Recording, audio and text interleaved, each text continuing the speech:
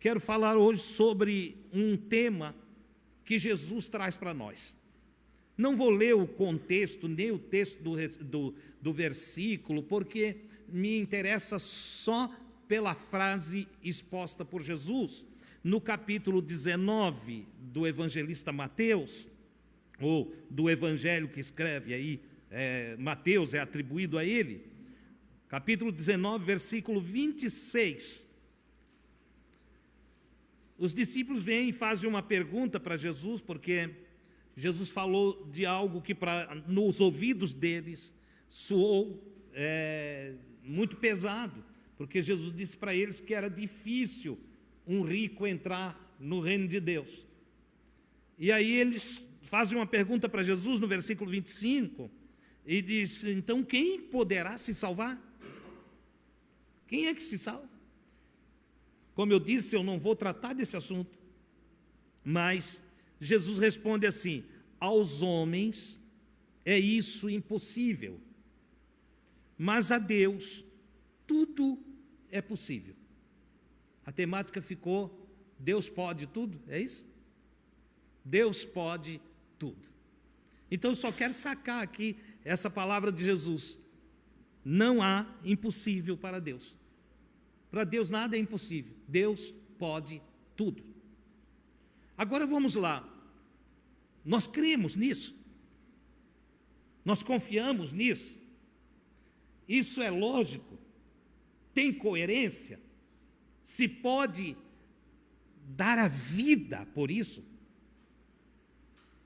Podemos dizer: olha, eu não vou temer, eu não vou sucumbir, eu não vou me apavorar, eu não vou me angustiar, eu vou confiar em Deus, porque Deus pode tudo.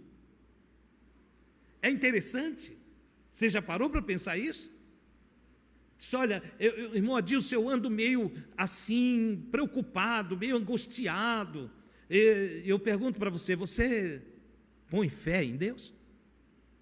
Você confia em Deus de verdade? Ora, cabe aos que confiam no Senhor se manter firme diante de qualquer quadro da vida. Se Deus pode todas as coisas e eu confio nele, então eu não tenho que temer nada. Não tenho que me apavorar diante de nada. Nenhuma notícia deve me levar ao caos, à confusão de pensamento, à tristeza, à angústia profunda. E não importa qual a notícia, porque quando eu vou folhear as páginas da Bíblia, desde o Gênesis até o Apocalipse, que tanta gente tem medo, que tem um povaréu que tem medo do Apocalipse, já me confessaram aqui. Lembro-me quando eu comecei um estudo aqui do Apocalipse, que parei e não retomei. Mas quando comecei aqui, lembro-me que umas irmãs me procuraram, e uma delas disse assim: Adilson, eu me apavoro só de ouvir a palavra Apocalipse. Porque o que ficou no conceito apocalíptico da mente delas era toda aquele simbolismo de animais, de besta, de feras, de dragão de várias cabeças e vários chifres em cada cabeça. E aí aquilo é apavorante. E fica esquecido aquilo que eu sempre digo que é a alma da revelação, que é Cristo. O Apocalipse foi escrito para animar pessoas que estavam passando por grandes tribulações. Eu diria por grande tribulação. Pessoas que vinham ali do ano 70 sendo perseguidos, mortos. No ano 70 depois de Cristo, em que Jerusalém foi invadida, e o templo foi destruído, a cidade foi queimada a fogo, e os judeus foram espalhados para tudo quanto é canto, e aonde chegavam eram perseguidos. Os cristãos também tiveram que correr, e aonde iam, eram perseguidos, eram mortos, eram maltratados, eram arrastados. É numa época de grande dor, e eles com razão deveriam temer. Eles tinham razão para tremer. Mas não é o que apresentaram. As Escrituras mostram a coragem deles. Os seus algozes se apavoravam diante da ousadia, da coragem dos primeiros cristãos. E aí não tinha religião não, o que tinha era pessoas seguidoras de Jesus Cristo.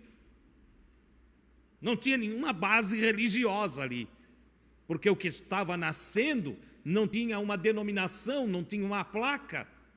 Eram pessoas que, ouvindo a mensagem que Jesus deixou para os apóstolos espalhar, ouviam os apóstolos. Deus ungiu os apóstolos com grande unção de poder, que faziam sinais. Os milagres eram sinais de que as palavras apostólicas eram verdadeiras. Então eles pregavam com ousadia, correndo o risco de morrer. Veja que logo depois de Jesus ascender, logo depois, Tiago já foi passado ao fio da espada, foi degolado. E por que foi degolado?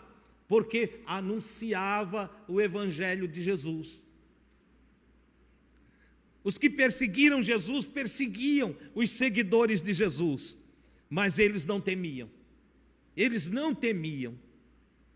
O escritor aos Hebreus conta que alguns deles tiveram a oportunidade de livramento, possivelmente por ter influência política, por ter amigos dentro do governo. Alguns tiveram a oportunidade de não morrer, mas olhavam para os que morriam e diziam: não, nós queremos o mesmo fim deles. E por que queriam? Porque entendiam que havia uma glória em dar a vida por amor do Evangelho de Jesus. Nesse período, logo ali na frente, pelo ano 100 aproximadamente, o ano 120, vai ser escrito o Apocalipse. Vai sair o Apocalipse. Ele é enviado, ele tem um endereço definido. Ele é enviado a 7 igrejas da Ásia Menor, 7 congregações de Deus, em sua maioria composta por judeus, que tinham deixado o judaísmo e aceitado a fé em Jesus Cristo. E agora, o João, que nós não sabemos se é o João apóstolo, acredita-se que não, porque há uma diferença de escrita entre o escritor do Apocalipse e o escritor das 3 cartas de João e do Evangelho. Então é um João, não podemos afirmar que é João o apóstolo, mas ele é conhecido na história como João de Pátimos. Esse João de Pátimos, ele quer animar as igrejas que estavam lá na Ásia, e ele recebe mesmo mensagem para animar a igreja, orientação, inspiração. Há uma revelação de Jesus para ele, e Jesus diz: olha, manda essa carta para as igrejas da Ásia, e aí entenda-se a Ásia Menor. E ali estão as cidades que eram da Ásia Menor e que lá está.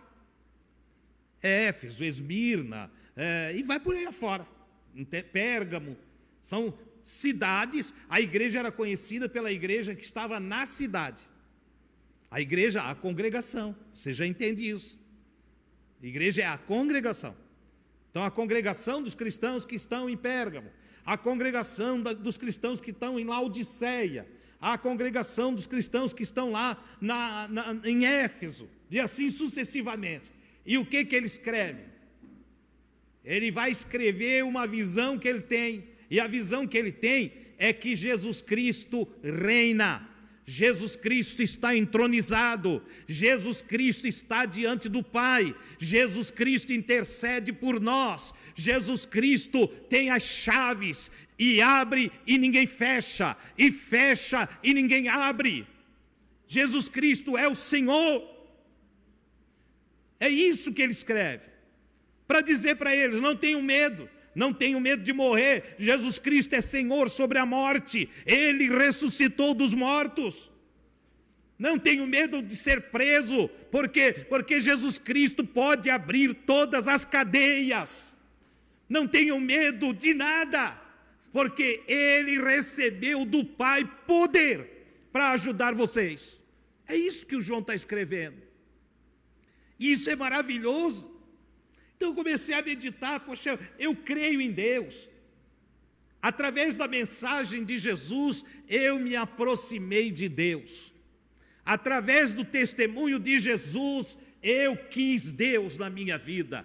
Eu andava nesse mundo sem Deus, perdido, desgarrado, nos pecados que a minha alma desejava. Eu me entreguei ao mundo. Mas ao ouvir a mensagem do Evangelho de Jesus, eu fui resgatado, redimido, purificado, salvo dos meus pecados e guiado para o caminho de Deus. Por isso ele diz: eu sou o caminho, a verdade e a vida. Ninguém vem ao Pai a não ser por mim. Eu entrei por Ele. Como é que eu entrei por Jesus? Eu entrei pela mensagem que Ele fala. Eu comecei a caminhar pela palavra que Ele pregou. Eu comecei a observar tudo que Ele dizia. Isso é porque eu quero para mim. Ele manda amar, o próximo eu vou amar. Passei noites inteiras de joelhos dobrados para tirar de dentro do meu coração o ódio e a raiva que me dominava a respeito de pessoas que tinham me feito mal. Mas a transformação foi tão grande, a graça divina foi tão grande, que eu comecei a orar pela bênção deles. Alguns deles hoje congregam conosco. Comecei a abençoar, descobri que abençoar é melhor do que odiar. Abençoar é melhor do que amaldiçoar. Mas não é, eu estou abençoando por abençoar. Não, é abençoar de verdade. Observando as escrituras que dizem: se o teu inimigo tiver fome, dá comida para ele. Vai lá, dá um pouquinho de comida para ele. Se passar pelo teu inimigo e ver ele com fome, não deixe ele com fome. Assa um churrasquinho, frita um bife. Não tenho, irmão, só tem ovo, faz um omelete. Você entendeu? Pega aqui, come. Também não vai falar assim: come para que tu vivas bastante, para que eu te veja sofrer. Isso é maldição. Não, coma. Eu quero que tu tenha uma longa vida, para que Deus transforme tua vida como transformou a minha. Você está entendendo? Então, faça o caminho do Cristo. Isto, o Apocalipse foi todo escrito para que a gente não desista no processo, quando contrariado, perseguido, quando levado por autoridades ou por homem qualquer a uma condição de sofrimento. Nós não devemos desistir do Senhor, nós devemos confiar no Senhor. Ainda que sejamos levados à escravidão e a uma condição precária de vida, e os sofrimentos sejam muitos, entenda, Deus tem o poder para mudar tudo. Para Deus não há impossível. Observando então as Escrituras neste dia de hoje, meditando, olhando, comecei a lembrar-me desde o caminho da saída de Israel da terra do Egito, quando Deus tira uma nação inteira da escravidão. Em relatos lindos. Há quem diga assim: mas aquele relato não é de todo fiel. E não precisa ser para mim. Ainda que o relato seja só uma história bonita para me levar à confiança em Deus, eu creio que Deus pode reunir uma nação e tirá-la de um lugar para outro. O profeta disse que um dia Deus reuniria a nação de Israel de volta na terra de Israel, trazendo-a dos 4 cantos da terra, ou dos quadrantes. E não aconteceu. Não estavam todos os judeus espalhados pelo mundo todo, em todas as nações. Foram perseguidos, judiados, maltratados, mas na terra de suas peregrinações lembraram-se de Deus, citaram diante de Deus as profecias, foram recuperando a sua alma em dedicação diante do Senhor, às vezes comemorando o sábado escondido, porque os seus algozes não queriam que eles nem fizessem a comemoração sabática, mas eles fizeram. E por que fizeram? Porque arriscavam a vida, porque eles confiavam que Deus pode cumprir a sua palavra. E o que ocorreu? Voltaram todos e em um só dia surgiu uma nação. Voltaram, foram se achegando e agora estão realizando nova volta para Israel. Judeus do planeta inteiro estão indo para lá, estão sendo chamados para o exército israelita, saem do Brasil, da Argentina, do Chile, saem dos Estados Unidos, da Inglaterra, toda a Europa, saem da Ásia, de todos os lugares e concentram-se em Israel. O Senhor disse que isto aconteceria. Você me entende? Assim como a história diz que ele, em uma noite, tirou o povo, com uma ação de uma noite, tirou o povo no dia seguinte de dentro do Egito. E eu me maravilho, porque quando eu começo a pensar as coisas que Deus faz, realmente não há impossibilidade.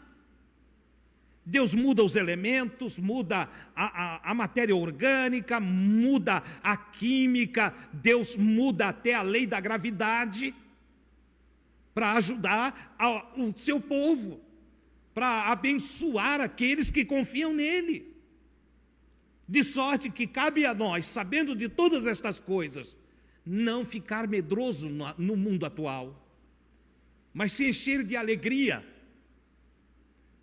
Se está alguma coisa piorando, pode olhar em volta de você que tem coisas melhorando.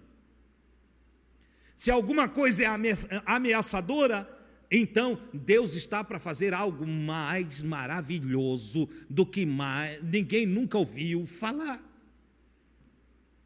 É isso que eu quero que você entenda. Aquele que é dito dele que ele abriu o mar pelo meio e fez um caminho, aquele que mandou a nuvem para abrigar o seu povo no deserto, aquele que alimentou uma multidão lá no deserto, sem plantio e sem colheita, 40 anos, é a história de um povo. É interessante porque nós não estamos falando de um testemunho de uma pessoa, nós estamos falando do testemunho de pais para pais, pais para filhos, gerações por gerações. E o que eles diziam lá no princípio era: nós vimos a glória do Senhor no deserto. Nós comemos, na expressão deles, o pão dos anjos. Caía diante da nossa tenda todo o amanhecer. Quando reclamaram e disseram: mas nós estamos com saudade de carne, o Senhor mandou cordonizes. O Senhor fez jorrar água de dentro da rocha, no deserto, aonde não havia tecnologia nenhuma, tinha a maior de todas as tecnologias, a tecnologia divina. Alguém vai dizer: mas não é tecnologia, é milagre, é isso, chama como você quiser. Entendeu? Eu tenho uma visão maravilhosa a respeito do assunto. Entendeu? Se é uma nave sobre eles, entende, clareando a noite, ou se é uma nuvem luminosa de nuvem mesmo, que me interessa, tinha luz à noite. Se era uma sombra, era uma nuvem que fazia sombra e tirava a força do sol, o que interessa é que não morreram no calor do deserto. O Senhor os protegeu, o Senhor os guardou. E mais, Deus deu a eles vitória sobre os seus inimigos. E não é o inimigo místico, que perturba a mente de um, a mente do outro, não é nada disso. Era inimigo pessoal mesmo. Homens ruins que queriam aniquilar aquele povo. Entendeu? O diabo lá tinha espada e escudo. Quer dizer, não, é o diabo, o anjo que caiu do céu, era nada. Era espada e escudo, exércitos poderosos. Tombaram diante de recém-libertos escravos. Porque não era a força do seu braço. Moisés diz para eles, antes de partir, quando vocês colocar o pé dentro de Canaã, a terra que Deus jurou aos vossos pais dar a vocês, quando vocês botar os pés lá dentro, não digam nunca, o nosso braço nos fez vitoriosos. Não, mas dizei, o Senhor deu força para o nosso braço e nós vencemos os nossos inimigos. Oh, bendito seja Deus, o Senhor tem dado graça para nós, o Senhor tem dado força para nós, o Senhor tem dado a vida para nós, louvado seja o nome do nosso Deus. Essa é a grande realidade. E o que dizer de Josué, que é substituto de Moisés? Que responsabilidade, que temor não deve ter invadido o jovem Josué, dentro dos seus aproximadamente 25, 30 anos de idade, que ele recebe a responsabilidade. Vocês já pararam para pensar? Ou quase 40 anos que seja. Lá está um homem que tem que substituir o maior líder do seu povo. Tinha que ter confiança em Deus. Não tem a ver com conhecimento. Não tem a ver com sabedoria no sentido natural das pesquisas, não. Não tem a ver com isso. Tem a ver com experiência com Deus. Intimidade com Deus.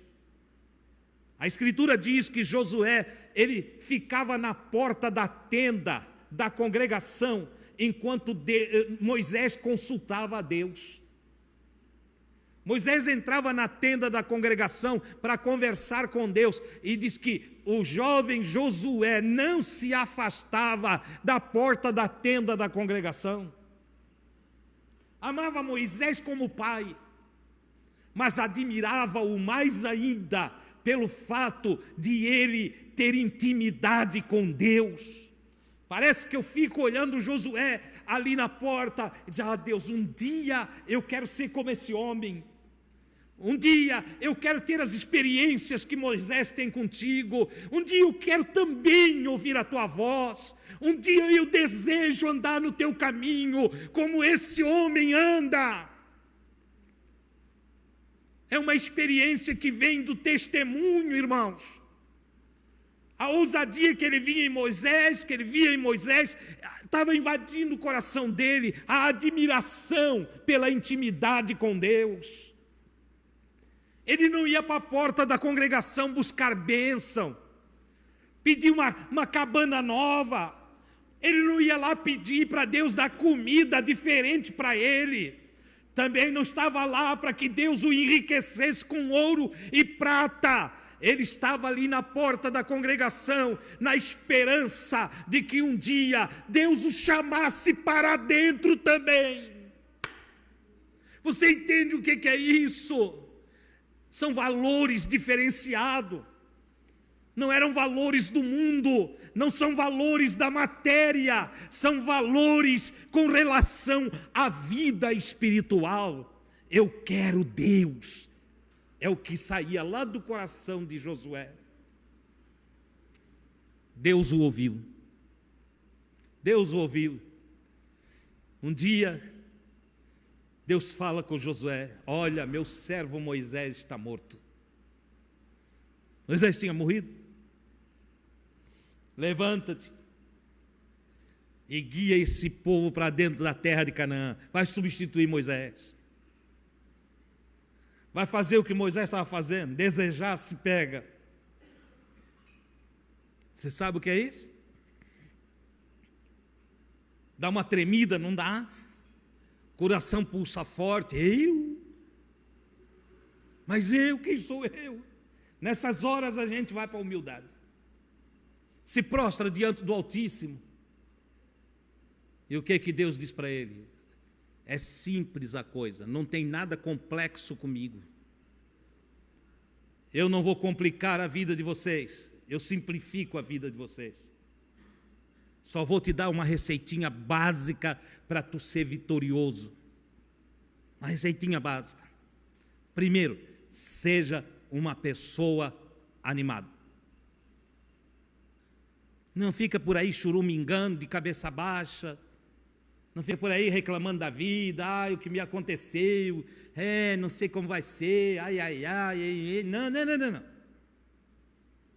Ser forte, corajoso, tenha coragem, seja um homem imponente. Tu vai sair diante da congregação e tu vai erguer a cabeça. Eles vão baixar a cabeça, tu vai levantar a cabeça. Tu confia em Deus, tu crê que Deus pode todas as coisas, então não baixa a cabeça. Ser forte, ser corajoso, tem que ter coragem. Deus não gosta de covarde. Se você ler lá no livro de Juízes, Deus mandou mais de 22 mil covardes para casa. Numa palavra só, os covardes podem ir embora, foram tudo embora, desapareceu tudo. Covarde não presta para Deus. Medroso, Deus não quer no exército dele. Não quer. Deus quer pessoa corajosa, pessoa animada, pessoa forte. Quando eu digo forte aqui, é forte no seu espírito, no seu coração. Pessoa cheia de fé. Pessoa que olha para a vida e não recua, não. Só o mar vai invadir tudo. Se o mar invadir, Deus vai mandar uma tora, eu vou em cima dela. Eu surfo em cima de uma tora. Você está entendendo? Pessoa que vê solução em tudo. Irmão, a doença que te pegou aí já levou vários para a morte. Pois é, em mim é ela que vai morrer. Em nome de Jesus ela morre. Eu vou viver. Olha só. Você está entendendo? Ser forte, ser corajoso. Não tenha medo de falar em nome do Senhor. Claro, não fale bobagem em nome do Senhor. Por isso, separe, santifique o nome do Senhor. Só bota Deus quando a convicção for total. Porque tem gente que diz, em nome de Jesus vai dar certo, em nome de Jesus não sei o quê, em nome de Jesus não sei, e aí é tudo da boca para fora. Não existe convicção nisso, isso não é legal. Isso aí é desonrar o nome do Senhor. Tem gente que bota o nome de Jesus para tudo. Ô mulher, lava essa casa em nome de Jesus. O cara chega, ô mulher, faz aí um feijão em nome de Jesus. Que em nome de Jesus, rapaz? Preserva o nome de Jesus para a hora que tu precisar. Separa, santifica o nome do Senhor. Quando tu for usar o nome do Senhor, a coisa tem que funcionar. Mas se tu avilta o nome do Senhor o tempo todo, fala em Deus para tudo quanto é bobagem. Bota Deus, se Deus quiser, eu vou fazer desse jeito, mas é um jeito todo atrapalhado. Não. Josué, ser forte, ser corajoso e muito animado. Tem animação. Eu, quando olho para isso aqui, eu fico fascinado com o que eu vejo na proposta. Eu digo, é assim que eu tenho que ser. Mas quando eu vejo os meus irmãos no dia a dia, a maioria é um desânimo só. Shalom, irmão. Shalom. Eu digo, ai, Jesus, dá um nojo. O shalom dele não cai nem no pé dele, quanto mais chegar na gente. Oh, meu querido, minha querida, está tudo bem aí com você? Servindo, eu tenho Jesus. Falou para a vizinha ainda há pouco que estava cheio de Jesus, que ela tinha que conhecer Jesus. Aí tu passa por ele. Aí, meu querido, tudo certinho. Irmão, a gente vai indo, né? Não é a hiena do desenho animado, aquela? Você está me entendendo?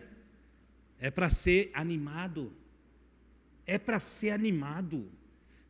Meu Deus do céu, a Escritura, o profeta mais tarde vai falar e ele diz assim: se te mostrares frouxo, desanimado, fraco, no dia da batalha, as tuas forças serão pequenas. Você já parou para pensar que você diz para você mesmo se é forte ou fraco? Se você começa, não adianta mais, eu não sei se vai dar certo, eu não sei, será que Deus me ajuda? Botou o será, dá um ruim. Entendeu? Lembra aquele pai daquele guri que tinha epilepsia? Porque quando vê um epilético, tem gente que pensa que é endemoniado. Não tem nada a ver. Epilepsia é uma doença. Tem cirurgia hoje. Entendeu? Mas aí tem gente que o cara dá um probleminha de epilepsia ali, entende? Se entortar a boca, cair ali, meu Deus, é capaz de matar em nome de Jesus, entendeu? Achando que já é demônio, porque não sei de onde é que arruma tanto demônio. Tem gente que anda com uma sacola de demônio no lado dele. É dele, é a invenção dele. Entende? Aí qualquer coisa que acontece diferente, é um espírito, é não sei o quê, é nada. Você está entendendo? Aquele menino epilético que chegou para o pai, para o homem, o filho tinha um demônio também. Porque, imagina, vocês sabiam o que era epilepsia lá nos dias de Jesus. Não tem descoberto ainda. E aí o homem não sabia o que era, disse para Jesus, tem um espírito que pega ele, joga no fogo, joga na água. É claro, ele, quando dava o processo ali, que causava o ataque epilético, entende? Se estava perto da água, caía na água. Se estava perto do fogo, caía no fogo. Se estivesse numa marquise, caía da marquise. E os pais tinham que estar cuidando.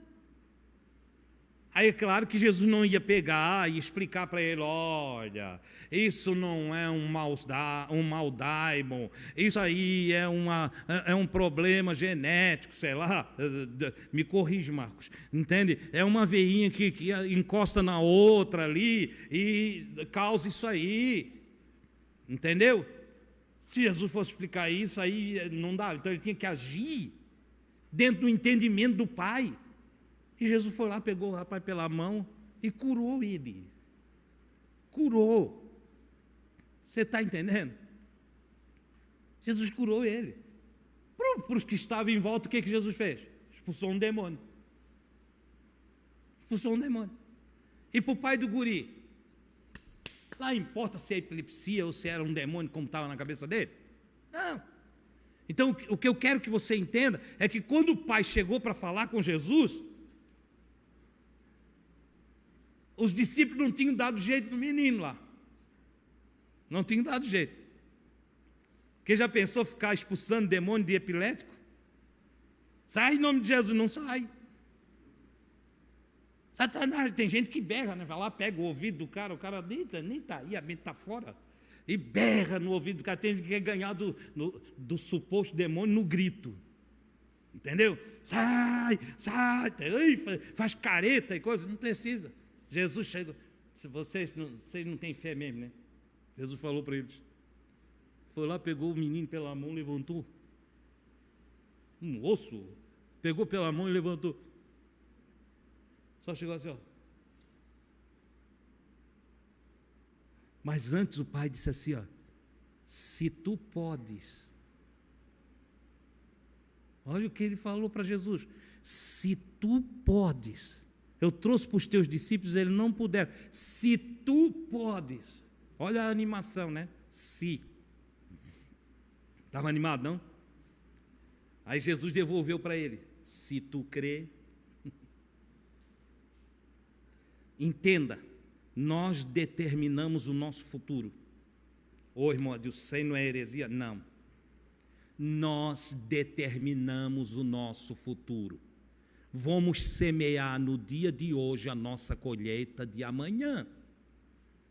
Se hoje semeamos incredulidade, descrença, desânimo, entendeu? Amanhã não vamos ter outra coisa. Faltará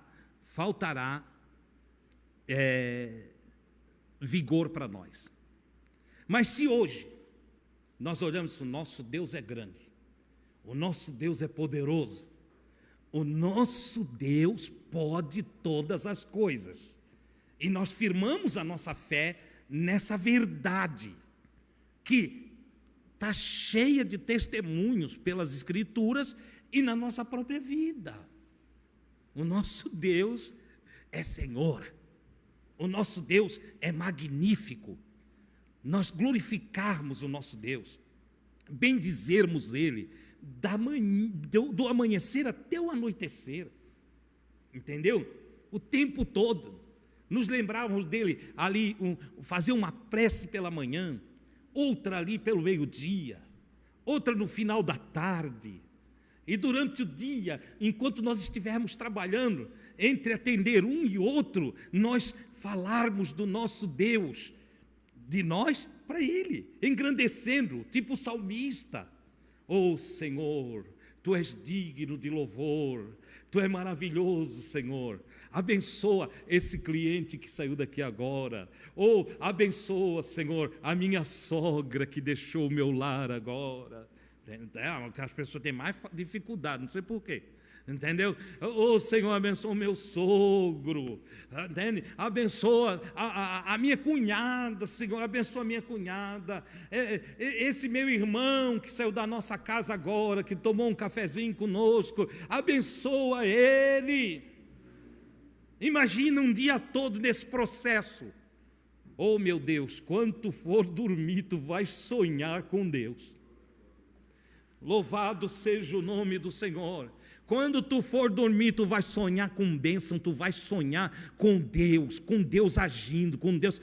Amanhece o outro dia, tu foi todo energizado no dia de hoje. Amanheceu o outro dia, tu vai estar melhor do que hoje? Tu vai estar melhor do que hoje? Eu vou estar melhor do que hoje? E isso eu dou testemunho, porque eu tenho experimentado isso na minha vida. Um dia é melhor do que o outro. O salmista compreendeu isso e ele disse: olha, é tão maravilhosa a vida com Deus, que eu descobri que um dia anuncia outro dia, e uma noite testifica de outra noite.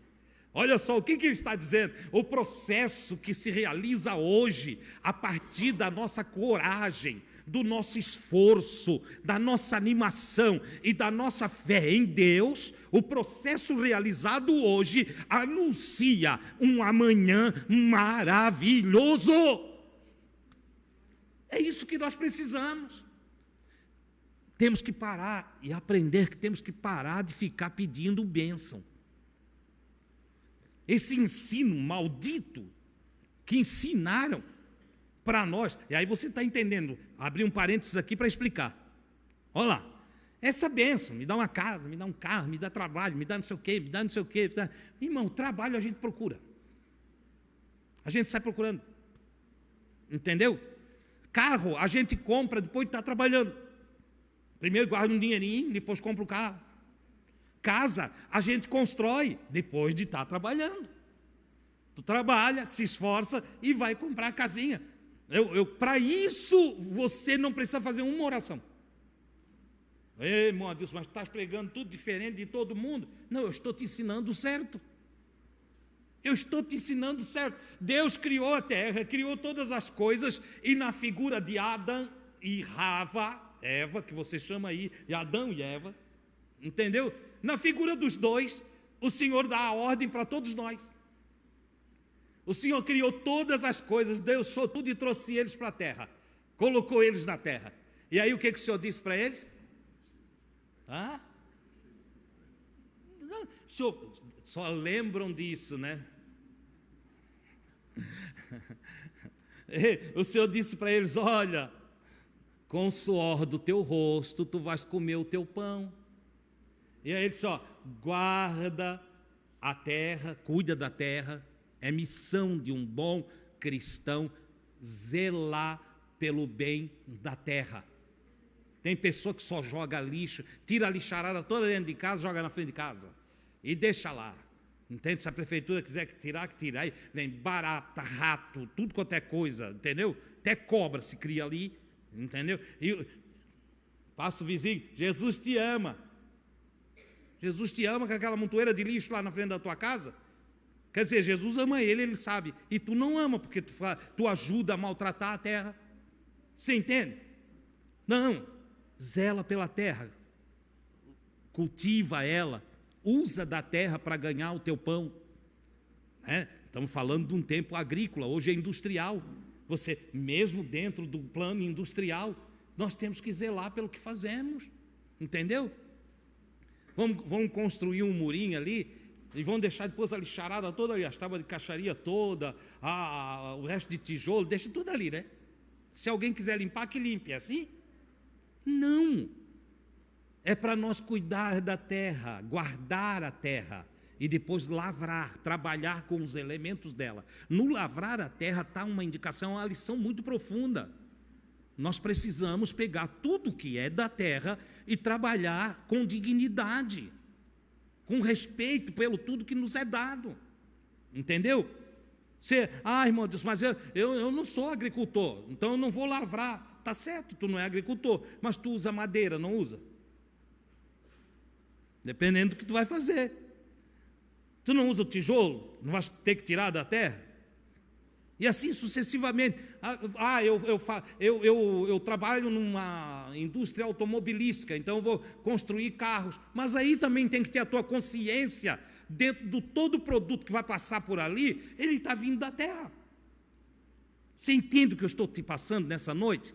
E aí dentro do processo de cuidar e lavrar a terra, figuradamente, você deve ser dedicado em tudo que faz, caprichoso, zeloso. Sabe por que alguns não arrumam emprego? Porque são relaxados.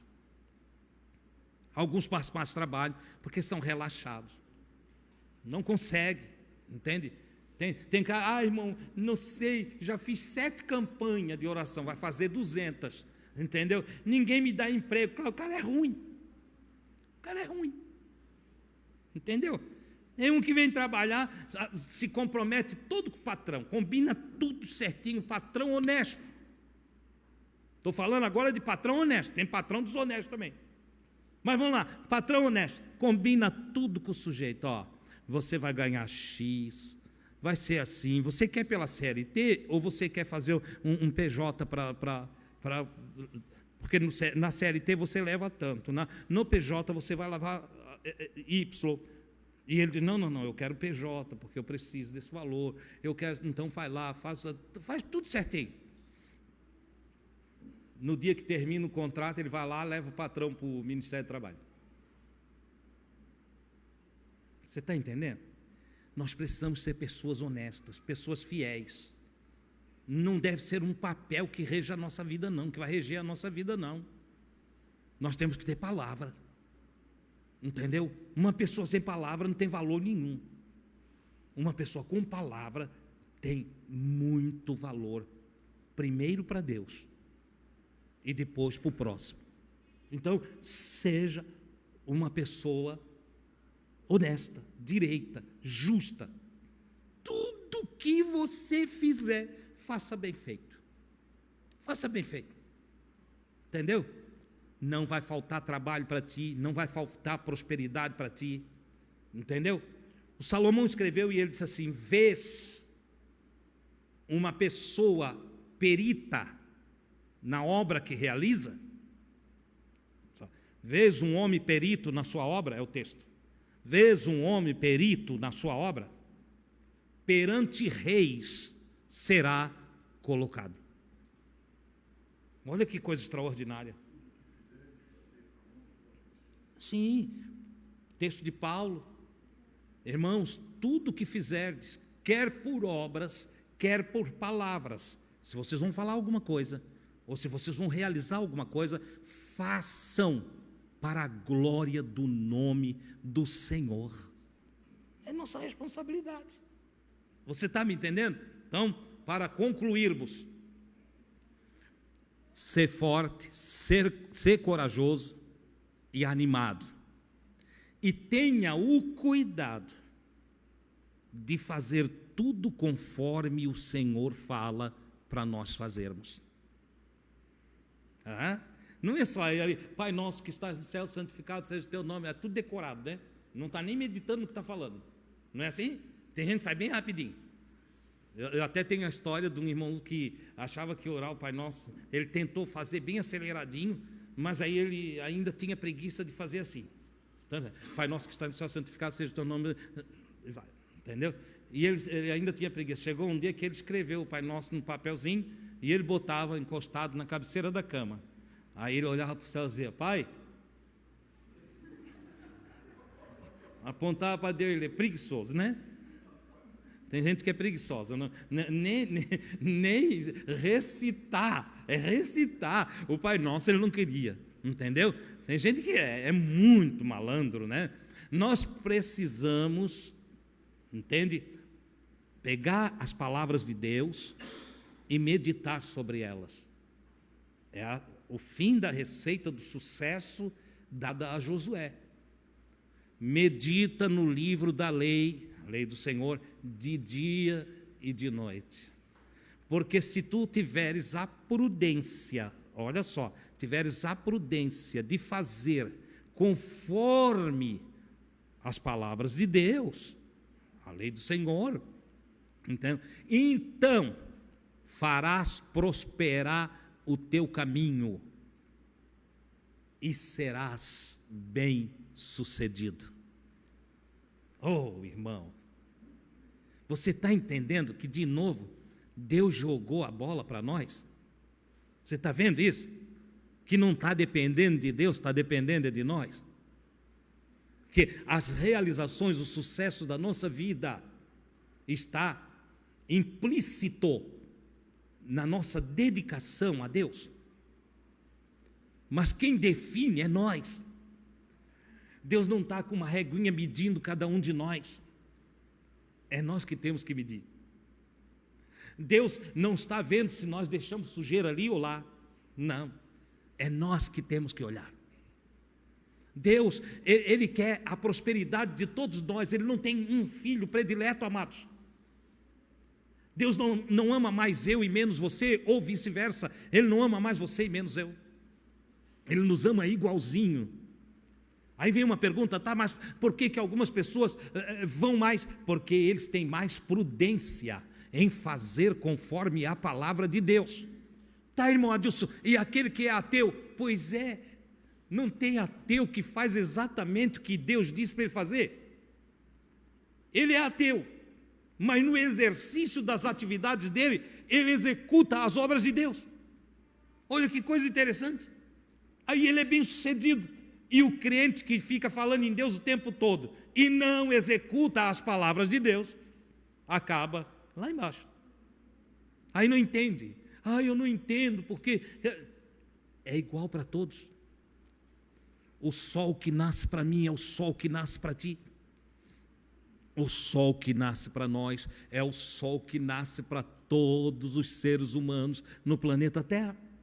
Não tem um sol que nasce para mim, outro para ti, outro para aquele, outro para... Não. Olha, Deus fez aqui o meu dia ficar mais escuro, por isso que tu prosperasse, porque para ti ficou mais claro. Não é assim. Não é assim. Jesus falou, Deus é bom até para com os ingratos e maus. Até para os ingratos e maus, Deus é bom. E Ele faz com que o seu sol nasça sobre o justo e o injusto. E a chuva cai sobre a lavoura do justo e do injusto. Guarda isso. Então a coisa está toda em nossa mão. Discorri sobre vários sentidos do poder de Deus.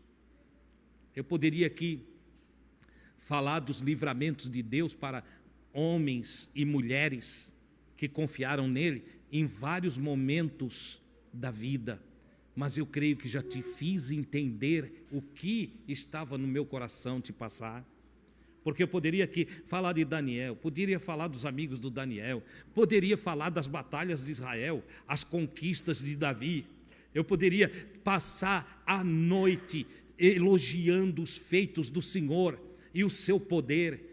Poderíamos tratar aqui da mudança química que Deus faz em elemento como o ferro, e faz um ferro boiar nas águas.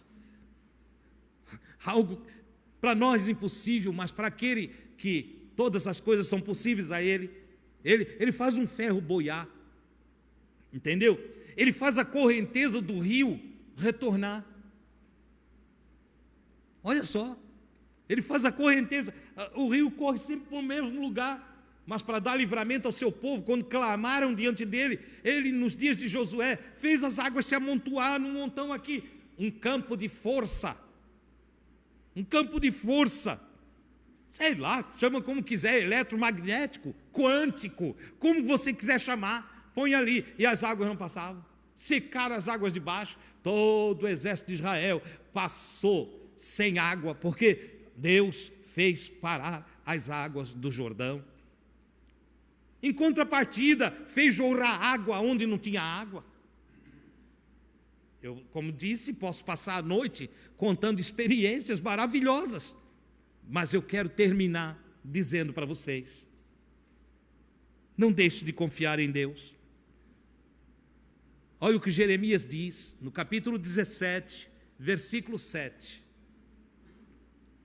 Bendita a pessoa que confia no Senhor.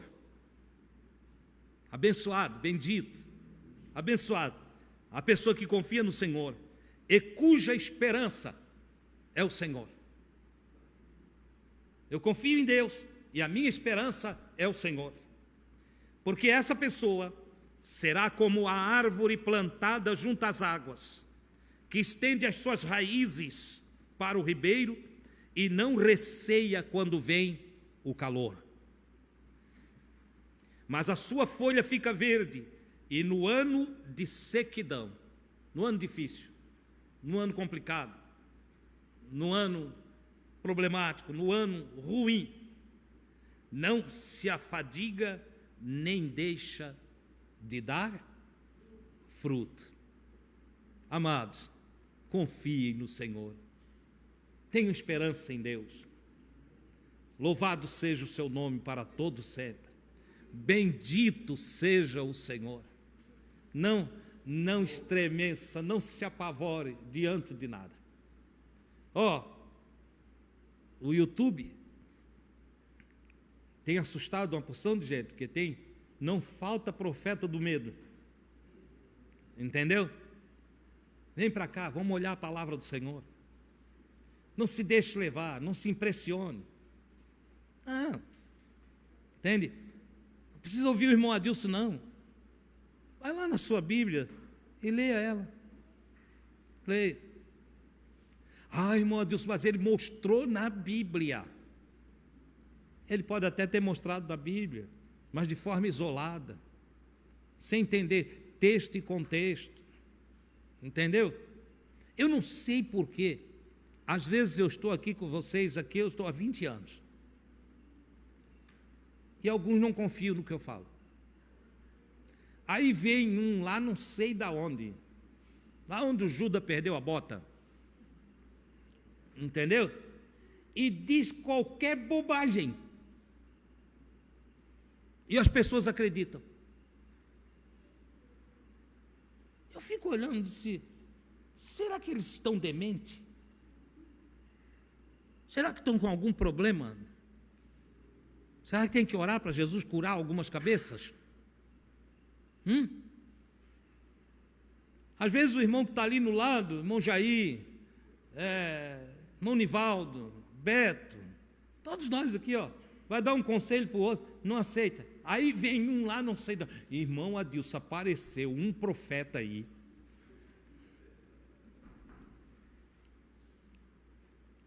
Irmão Adilson, ele disse que Itajaí vai ser inundado pelo mar, e que nós temos tudo que comprar a casa e ir para o sítio, para longe, lá no morro, lá em Rio do Sul. Vai para lá, vai. Está dando mais enchente lá do que aqui. Você entendeu? Ou vai para o Morro do Baú. Não, irmão, eu vou vender tudo aqui, porque veio um profeta, disse que a nossa cidade vai ser desmanchada pelas águas. Balneário Camboriú vai dar água lá no teto da cobertura do prédio mais alto. O profeta falou, e o cara acredita. Esses caras acreditam em Papai Noel ainda, em Coelhinho da Páscoa, tudo, né? Fada madrinha, Cupido. Eles acreditam em tudo quanto é bobagem, entende? Mas tem irmão que vai correndo vender a casa. Vai lá, vende a casa. Tá aí, para onde tu vai? Eu vou para o Morro do Baú. Chega lá, o Morro do Baú está derretendo tudo. Você está me entendendo? Larga a mão dessas bobagens. O Senhor nosso Deus tem poder. O Senhor nosso Deus cuidará de nós. O Senhor nosso Deus nos ajudará. Ele nos ajudará desde o romper da manhã até o anoitecer. E durante a noite mais escura que houver, ainda ali o Senhor será a nossa retaguarda e a nossa saída para sempre. Oh, glória a Deus! O nosso Deus pode todas as coisas. Confiem nele. Quem não está em pé, nós vamos agradecer ao Senhor.